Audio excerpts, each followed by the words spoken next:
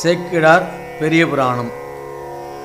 வேத நெறி தழைத்தோங்க மிகு சைபத்துரை விளங்க, வேத நெறி தழைத்தோங்க மிகு சைபத்துரை விளங்க, புத பரம்பரை பொலிய புனிதவாய் மலர்ந்தழுத, புத பரம்பரை பொலிய புனிதவாய் மலர்ந்தழுத, சீதவள வயற்புகலி